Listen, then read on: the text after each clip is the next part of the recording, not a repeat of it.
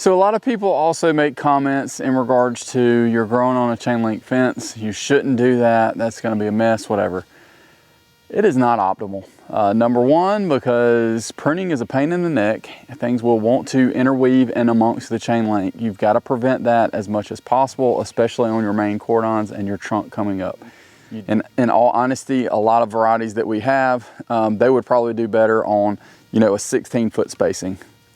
The recommendation is usually 16 to 20. Everybody hears 20, but I would encourage you, think about it, do some research. If it's not a super vigorous vine, or you're not gonna have, some good growth out of it, sometimes you know that, sometimes you don't.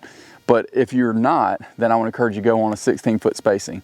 And in all honesty, if the space that you have available, if it's only gonna cost you an extra T-post, or in this situation, an extra spot on the fence line, then why not just have an extra variety or an extra vine there? That way, if something happens to one, you're still fine. It's not gonna hurt you.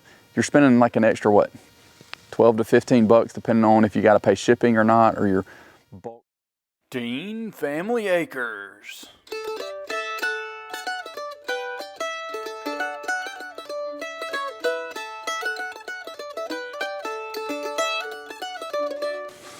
Out here today with our hall vine. Honestly, this is probably one of the best vines that we've had growing, and I honestly think it's because of our location. So let's talk about that just a little bit before we dive in and try some pruning. By the way, just letting y'all know, we've got these House and Garden pruners that they sent us that we're trying out, and we're just gonna be using these throughout each of our pruning videos.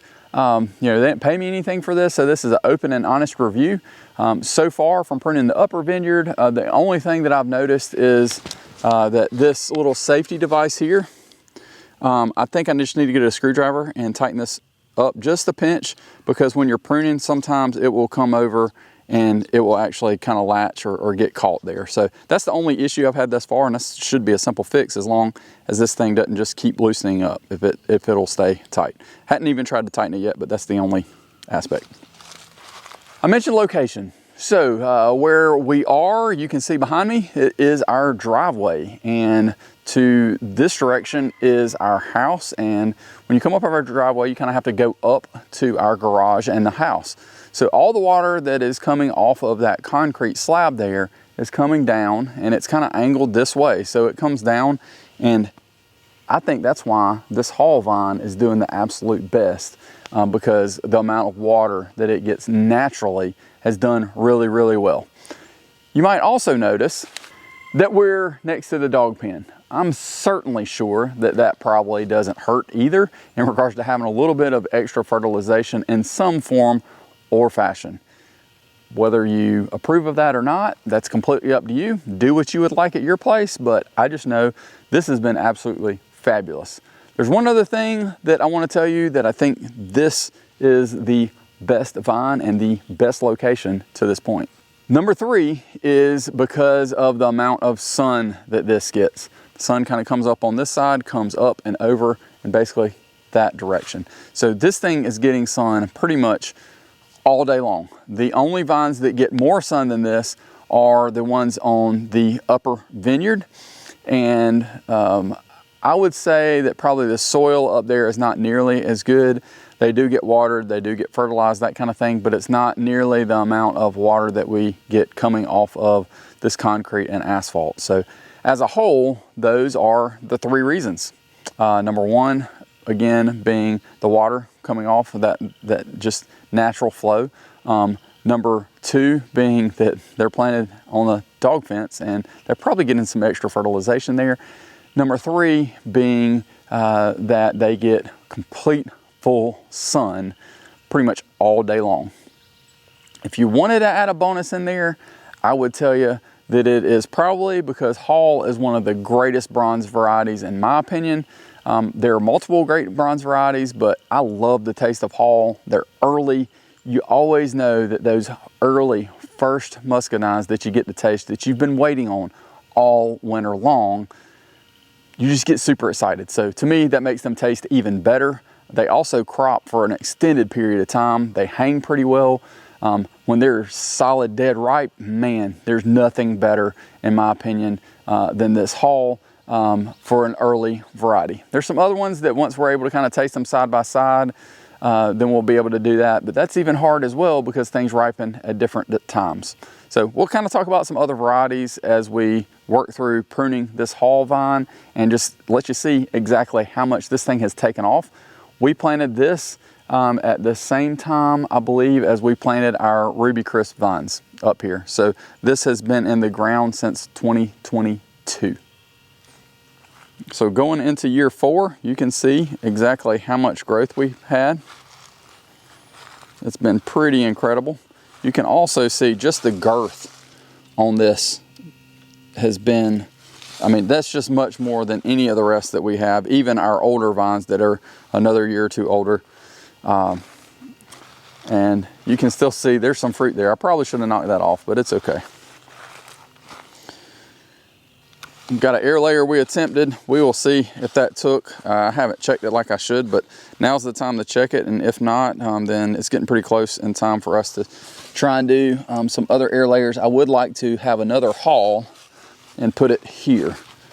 We initially had a Supreme here that did not make it, but I'd like to have just a complete row of haul all the way down the dog fence here. All right guys, so you've seen our other pruning videos and know exactly how and what we do. 2 to 4 buds. If something's crossing, rubbing, looks damaged, diseased, whatever, you cut it out or kind of think through, all right, where's that bud gonna go that will make it where it won't rub? So you wanna kind of think through that as you're pruning forward. And then once they've grown about 10 feet, you wanna cut them off. This haul, honestly, 10 feet, it's gone about 12 here. That's fine because I don't have anything else up on this end, but I wouldn't do that on a variety that isn't producing nearly as well as this is doing. And in all honesty, a lot of varieties that we have, they would probably do better on, you know, a 16-foot spacing. The recommendation is usually 16 to 20. Everybody hears 20, but I would encourage you, think about it, do some research. If it's not a super vigorous vine or you're not going to have, you know, some good growth out of it, sometimes you know that, sometimes you don't. But if you're not, then I would encourage you to go on a 16-foot spacing. And in all honesty, if the space that you have available, if it's only going to cost you an extra T-post, or in this situation, you know, an extra spot on the fence line, then why not just have an extra variety or an extra vine there? That way, if something happens to one, you're still fine. It's not going to hurt you. You're spending like an extra, what, 12 to 15 bucks, depending on if you got to pay shipping or not, or you're bulk ordering, or you are kind of partnering with someone else to split some shipping, which I think is always a nice perk sometimes if you can coordinate that with someone nearby. But as a whole, let's dive in. I'm just going to work on getting this haul vine pruned, and we will probably put up some music here from Clint Groves. Mentioned him before, but he produced some music for us. Basically let us use it, and check his stuff out down below. If you do check him out and you go to one of his videos, say, hey, you really should do some more music for Matt. I like what you do, and we'd love to be able to support both of y'all.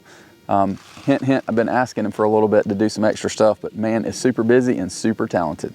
Here we go, let's dive in.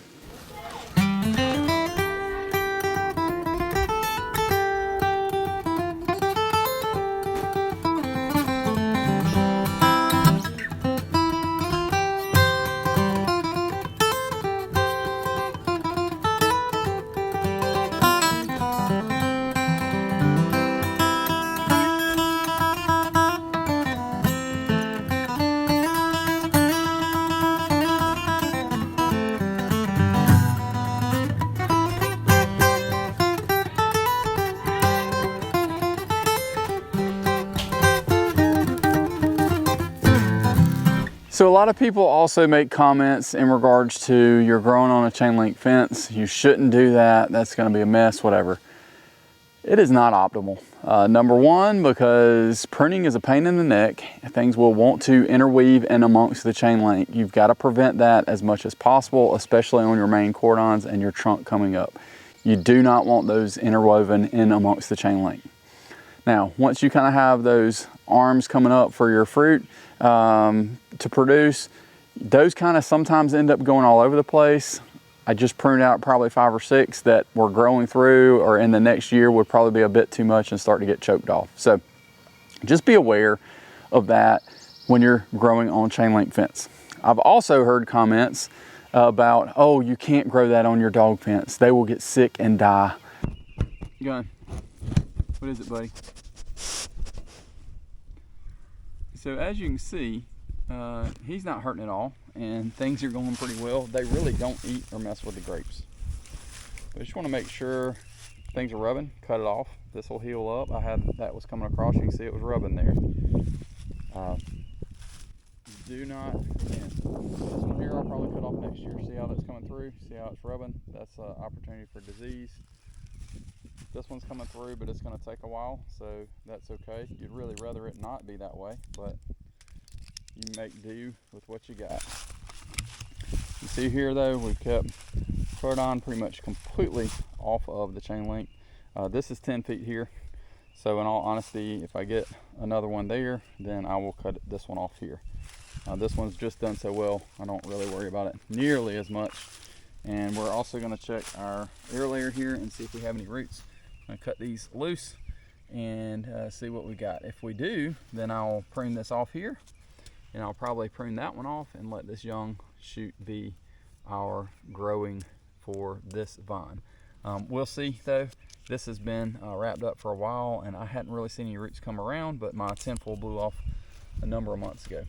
If this does not work, then I'm probably going to try and Airlayer this, and probably going to try and Airlayer this right near the trunk, and hopefully we will get one of these to take so that I can add another one down here on this end.